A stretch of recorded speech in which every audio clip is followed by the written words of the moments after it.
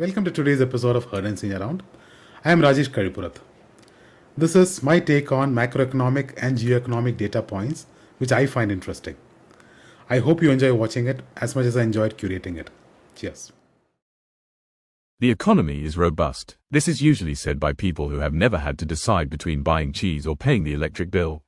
My door is always open. That isn't an invitation, it's a warning that I can hear you complaining from the hallway.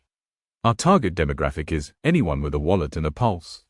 Preferably in that order. If at first you don't succeed, call it version 1.0.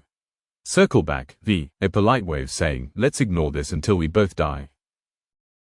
This year's equity fundraising tells a two-track story.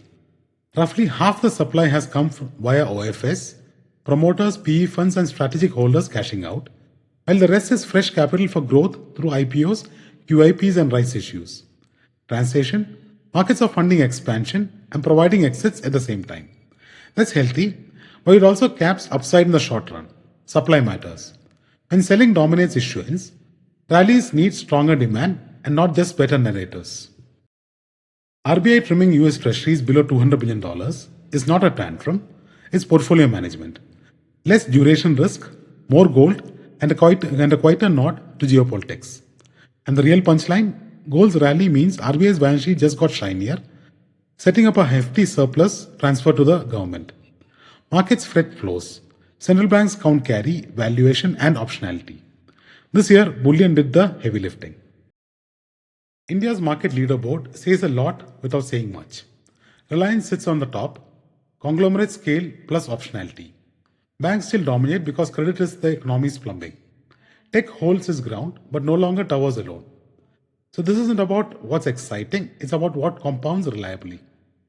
Capital flows to balance sheets that can absorb shocks, fund growth and stay boringly profitable. In markets, size is not everything, but it's rarely an accident. FY26's first advance estimates underline a familiar pattern. Investment is doing the heavy lifting. Gross fixed capital formation is back at 30% of GDP, powered by public Capex and infra momentum. Real investment growth near 8% keeps the supply side humming. Consumption meanwhile is steady but unspectacular. Private spending growth has eased to 7% despite low inflation and services-led demand. In short, India is building ahead of buying. Great for medium-term capacity, but near-term earnings still hinge on when households step up. India's rural engine did the heavy lifting in 2025. Passenger vehicle sales up 12% in rural versus 8% in urban, pushing all India growth close to 10%. Two takeaways traders shouldn't miss. One, affordability plus availability, better roads, financing reach are finally compounding outside metros. And two, fuel mix shift is real. About a third of sales are CNGs, hybrids, EVs, cushioning wallet pain and boosting acceptance. Urban demand is not weak, it's mature. Rural is catching up. If this persists, expect OEM mix upgrades, stronger ancillaries, and steadier volume visibility into FY26. India's earning growth premium versus emerging markets has slipped below its long-term average, even turning negative recently. Odd, even India still leads EM on real GDP growth.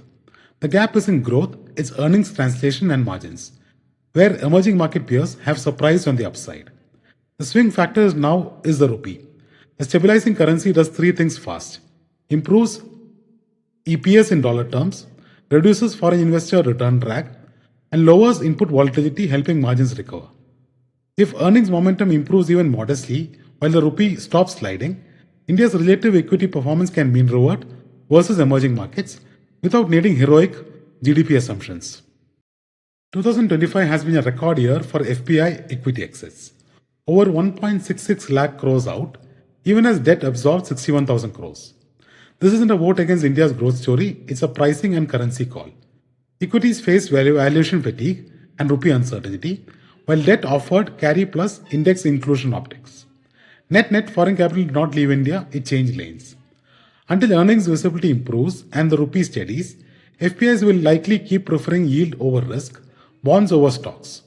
When that flips, equity flows can return fast, but they will want proof and not promise.